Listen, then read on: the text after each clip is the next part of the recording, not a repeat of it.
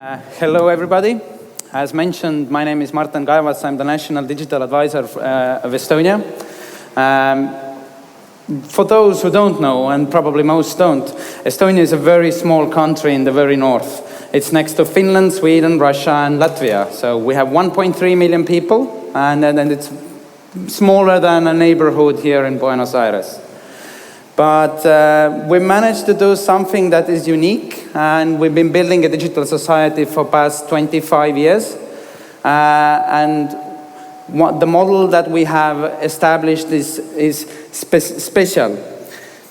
If there is one lesson learned from Estonia that I can take, if you can take home from our 25 years of building a digital society, is that building a digital society has got very little to do with technology and everything to do with the mindset and culture of people and bureaucrats. So usually politicians and civil servants, when they talk about digitalization, they talk about gadgetry, they talk about new stuff, it's blockchain, AI, whatever. But no, it's about actually changing the mindset, how the apparatus or how the society actually works. In order for people here in Buenos Aires or in Argentina, and all in all, there is some few fundamental elements of digitalization of a society that you need to be there so that this type of a society would happen.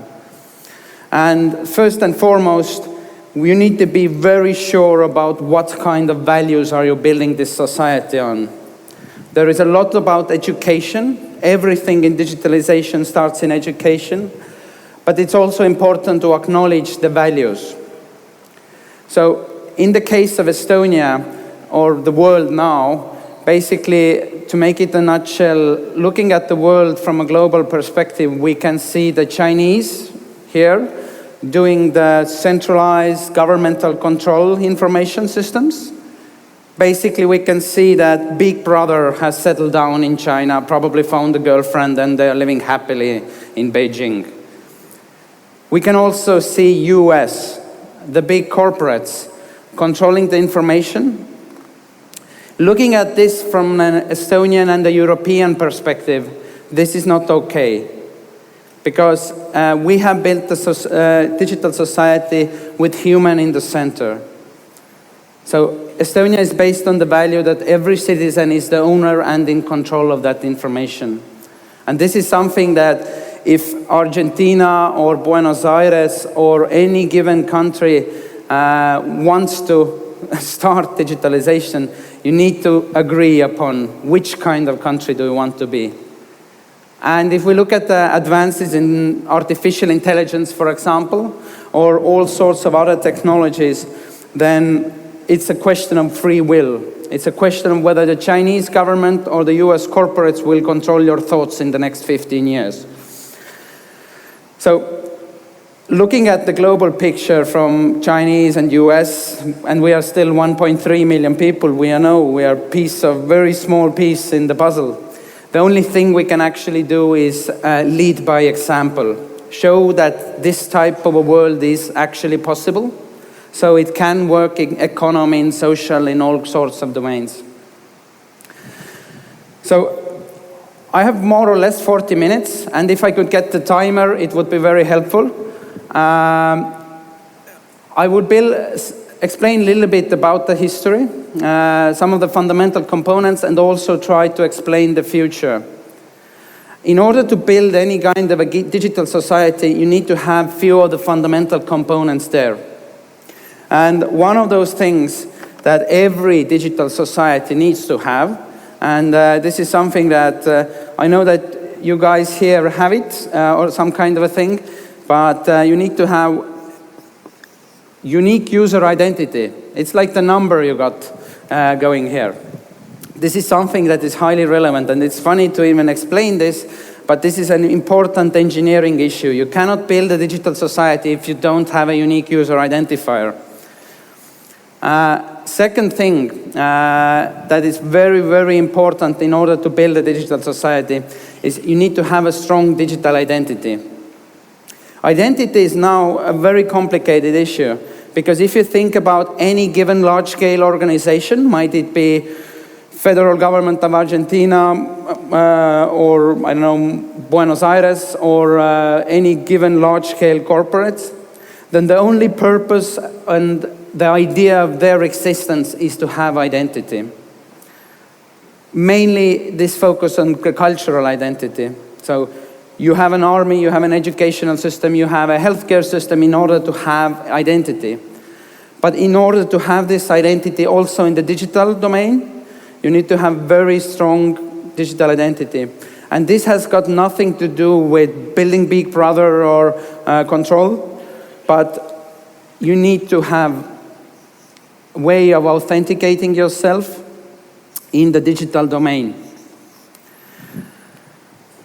In Estonia, we implemented digital identity already in 2001. And this has built us a society that basically we can do everything online except getting married and buying, selling real estate.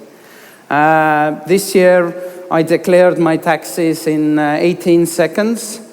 About all in all in my life, I have spent less than 15 minutes declaring taxes. The tax thing went live in 2001, so it's already 18 years ago. But if you can, when landing here in Buenos Aires yesterday morning, I spent something like 50 minutes in the migration line. So if you can consider not doing that, not going to any kind of a municipal or federal place and standing in the line and writing some documents, then this is what we do. We automatize bureaucracy. And this is basically makes my life better. I don't want to know anything about taxes. I want them to be in order. Yes, I want them to work, but I don't want to do the documents. The reason why it's possible in Estonia, and this is something that Gustavo is doing also, and he will be explaining later, it's we have a very good backbone architecture. And now when we look about the US and the China and the Estonia model, there's a very big difference. In our country, there is no Big Brother. There is no one central server. There is no one ring to rule them all. So we are building this without centralized control mechanism. And this is something that is very unique in terms of governance. There is, and I think from the human perspective, this is something that we should strive for. But the reason why we can do that is we need to have a way of exchanging data. And in Estonia or here also, we need to have a way of data exchange.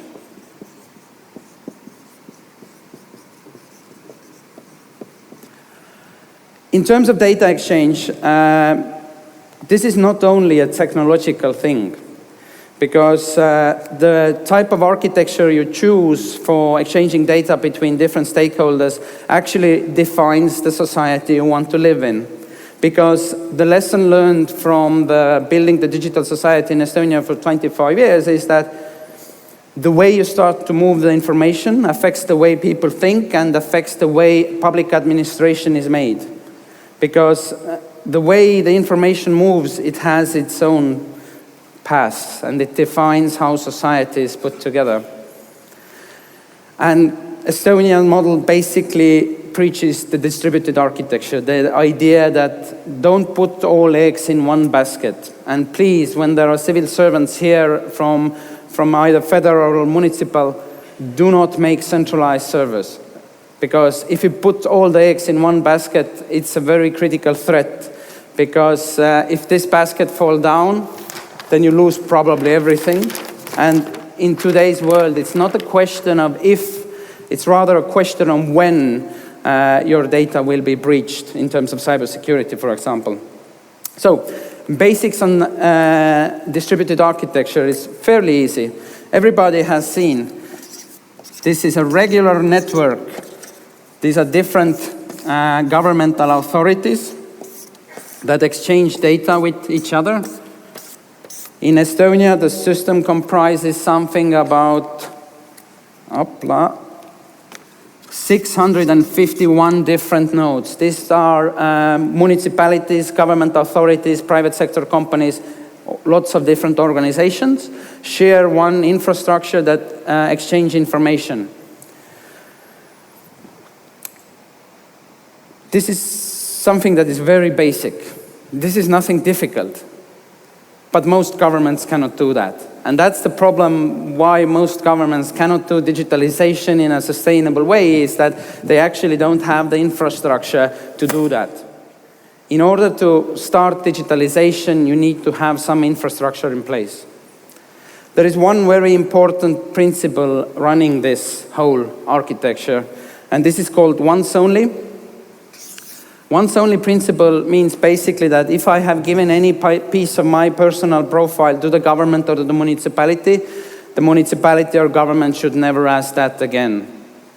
This is something what you might expect when you go to the municipality, and each and every time you write your name, your birthday, your address, and everything, and many times. In Estonia, you don't do that because the government already knows your name, your address, your birthday, probably how much taxes you paid last year, and all the other stuff. So the system works like that.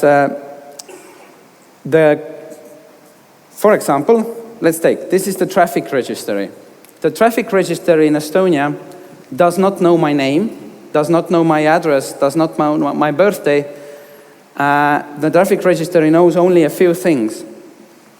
My unique user identity number, which for me is this one.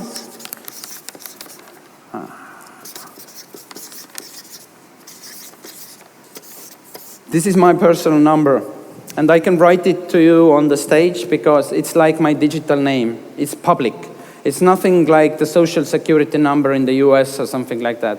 I think you have something similar. The traffic registry knows my number, knows that I have a B category driver's license, and knows that I have a car. Does not know my name, my address, my birthday, nothing. When I want to renew my license and when I want to update my license, then basically the traffic registry asks the population registry for my name, the health registry for the health information, which is basically am I allowed to drive or not. Does not need to know that why am I not allowed. And now this application that I want to renew my license comes already pre-filled. So basically I can do that with 2 clicks. It's fairly easy, but it is very difficult to build because this is a cultural change rather than a technological change.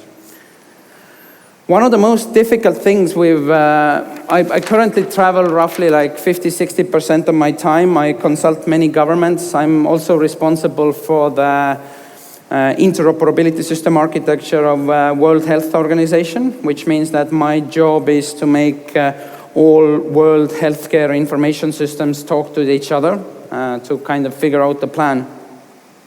One of the most difficult lessons, and we've discovered that is for bureaucrats and for the current way of thinking, is that in terms of digitalization, you actually need to completely redesign the service. So many governments, I'm pretty sure that they do it here as well, and this is very common everywhere.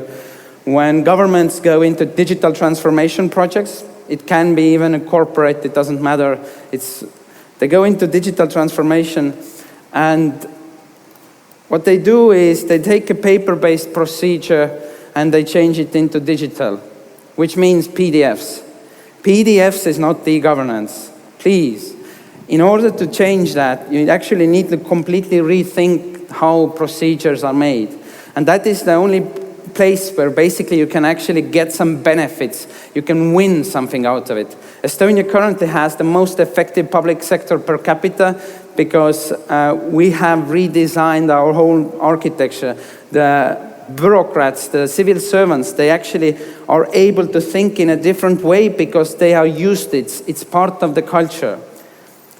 One of the very difficult things is that when governments and politicians want to do digitalization, then their election cycle is something like 5 years. You have a new president, I heard as well. And the problem is that when the new guy comes, then everything from the old time is thrown into the bin. In terms of digitalization, you cannot do that. You need to have some of those components that I mentioned, like data exchange, digital identity, probably digital privacy laws as well. These need to be there, and these need to be agreed upon everybody.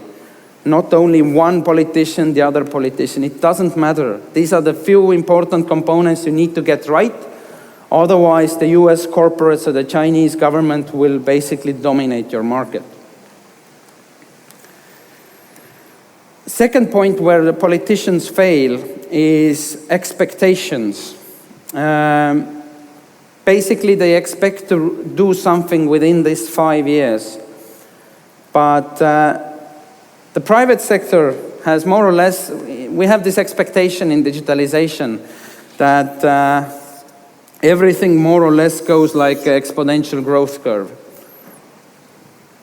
Yes, this might be true to technology startups, but when I would see an exponential growth curve in governmental or private matters, for example, when I would go to a doctor and doctor shows me some kind of my personal medical metrics that go up, then probably the next thing he or she will say that I will die then. If I would see something like this in a government, then somewhere there is corruption. This does not work in a normal physical world. The change is cultural. You need education, you need to change the mindset. In Estonia, basically, the change in digitalization has been linear. It's not exponential, it's linear. But this is something where the society and the politicians and the media actually don't fit together, because everybody expects digitalization to come and completely change everything. So I don't know, I'm not that familiar with the Argentinian system, but I'm guessing something like Estonia has been, we're more or less 20 years in the future in this. And it's nothing to do with technology, it's about building a mindset. So we have digitalized everything. We have built 4 generations of governmental e-services. We can do everything online. I can vote from here. I can do my taxes, everything. So I will also explain a little bit about the future of Estonia, because I think this is important in order for you to kind of understand the context and the way we see digitalization going further. I'm the initiator of Estonian artificial intelligence policy and strategy. Currently in Estonia we have something like 25 live artificial intelligence cases. AI can help us in many, many cases. But again, AI is just a tool. We need to actually understand why we are using it and why it actually makes our life better. So, for example,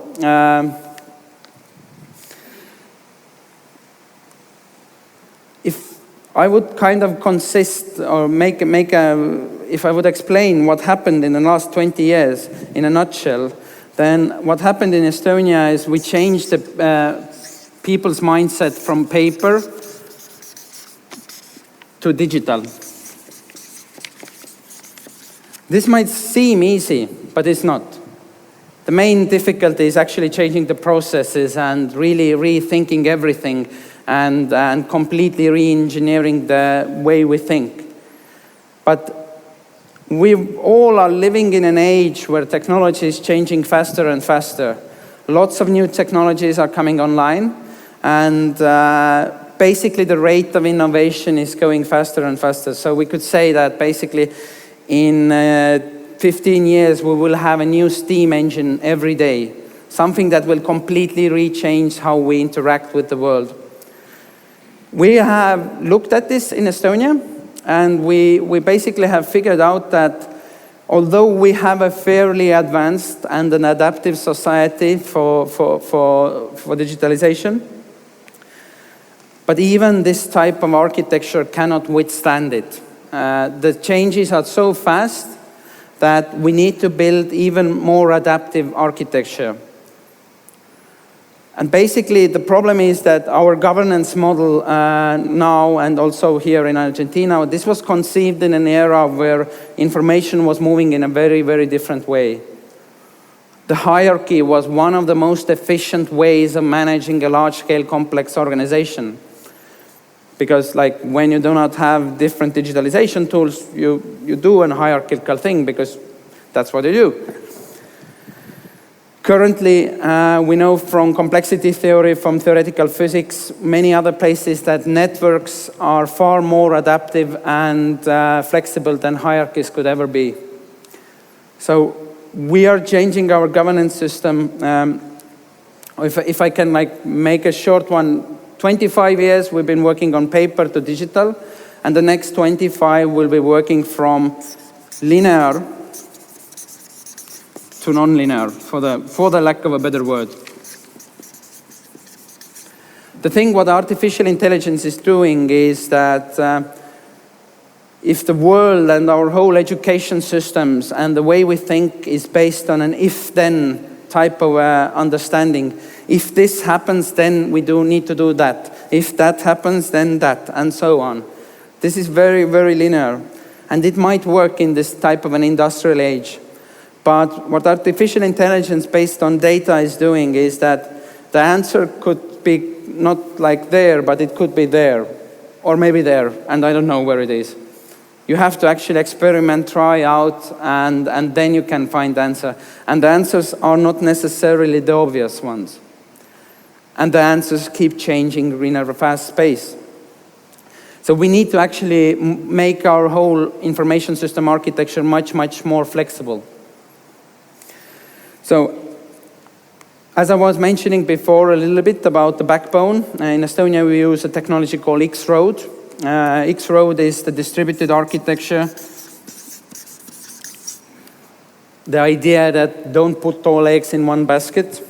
And it's actually much more than a technological backbone, because when government authorities need to change information with each other, then they also start talking to each other. So it's a baseline for, it's a collaboration tool. In bureaucracy, people talk a lot about silos, so that every different department is like separate and they are not communicating with each other. The X-Road is something that helps to break down these silos. But we see that the X-Road is also not enough for Estonia. So we're changing that to something called X-Room. And the difference is actually very simple. If X-Road is communication between point A to point B in a linear way, and very importantly, this information can move over the open internet with no third party actually changing it. Privacy and trust in this whole network are one of the main things. So in order to build an human-centric society, you need to have very strong competencies in cybersecurity, for example. Estonia has been experimenting with blockchain stuff since 2008 April. That's half a year before it was called blockchain. And since 2012, all governmental information systems, log files have been backed up in blockchain, which means that all citizens actually see who has been looking at their data, when and why. And this gives us a layer of transparency throughout the ecosystem. So this is something that you cannot achieve in a paper-based archive. In a paper-based world, when you go to a municipal authority or a governmental authority, then you go there. First, you probably stand in the line. Then you get to the place. Then you fill out your name, your birthday, your address, everything. You give this piece of paper to the civil servant. The civil servant probably puts it into an archive. And now you don't know who has been looking at their data when. You will never know. It's impossible. And all of your personal data, personal profile information can move around. I can go there, I can make a picture of this, and then I know where you live. With this type of a system, this is not possible. The blockchain helps us to maintain integrity of that information. This is something that we have already now. With X-Room, we are changing it. The architecture is similar, but from point A, the information goes out to a communication room. And here there can be B, C, D, X. Not necessarily communicating with, between 2 points, but with several. And for the lack of a better word, we allow nonlinear communication within governmental domains. There's a story with that. In Paris, there's a cafe. It's called Café Procopio. Café Procopio has gone to the world history books because it's the first place in the whole world when they used the word café. So Procopio was the guy who invented café. And it's still there, the café. Procopio was also really cool because he was from Sicily. And in Sicily they made gelato. So he didn't invent gelato, but he was a very big promoter of gelato. So the reason why all of the Western cultures started eating gelato is because of Procopio. But there is also a very important thing, that always when you look at innovation, you have to look at the places and the people this innovation happens with. So Procopio was a cool guy. He was offering gelato and coffee and probably some wine and beer as well. But his cafe was next to the theater in Paris. So a lot of people started to hang out there. And because Procopio was such a cool guy, everybody wanted to be there and hustle and dance and party and whatever. But a lot of interesting people started ending up here because it was next to the theater. Like Thomas Jefferson, Voltaire, Rousseau, all of the Enlightenment age, the Constitution of the US, encyclopedia, science, everything was conceived in this one very small room that had enough trust in it. Procopio was the guy who generated trust among his fellows.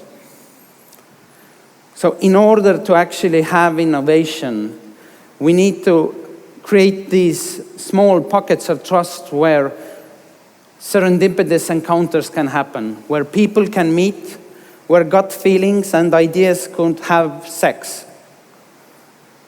Innovation is about raising the likelihood of those gut feelings meeting. And this is what we are doing with X-Room in a digital age. But we need to emphasize that this is not only a digital thing, this is analog. We need to create those pockets of trust so that we can actually build a society that is more flexible, more adaptive, and different. Secondly, one of the difficult things for governments and bureaucracies and municipalities is buying technology. In English, it's called procurement. It's something that governments do in order to avoid corruption. The difficulty is that the systems of procurement are not fit for the age of now. If I would explain, is that, let's say that this is the tax system of Argentina, a digital system, a large, complex system that is very difficult to build. Usually how it works is that, okay, and I don't know about Argentina, this is an example, but usually it works like a new politician comes, says that we need new information system to make taxes more efficient. Okay. Then civil servants and experts come together. They kind of write a piece of document in order to know what they're actually building. Writing this document takes several years because it's a very complex, large information system. Then there is a tender. Some companies come, they offer how much money they want to build this system. Probably, I don't know, some countries there is corruption, somebody sues somebody, it takes another couple of years probably. Tender, let's put 2 years. Okay. Then, when some company wins it, then they start to build it. Usually because it's a large-scale complex system, then it takes to build it yet another three years. The problem with this model is that from the first idea that we need a new system till the end, it's 6-7 years. At that time, the technologies have gone old, and also the citizens' expectations towards that service have changed. This kind of thing so you probably had this kind of things that government is investing like a lot of money, and then it comes out and it doesn't work. There has been probably something like that in Estonia as well. With Takes Room, we are changing our system architecture to more look like this, that if this is a large-scale complex system, then except making one very large procurement, we are changing our system to be based on domain-driven microservices. And instead of making one large 10 million euro procurement, the governmental information systems will consist of, let's say, 50 small modules. And the point here is that if something changes, we can change it fast. Because like it happened here and in any other places, politicians change some parameters of tax systems or some other things change. The system must be constantly adaptable. And this cannot happen in an architecture like this, which is very, very common.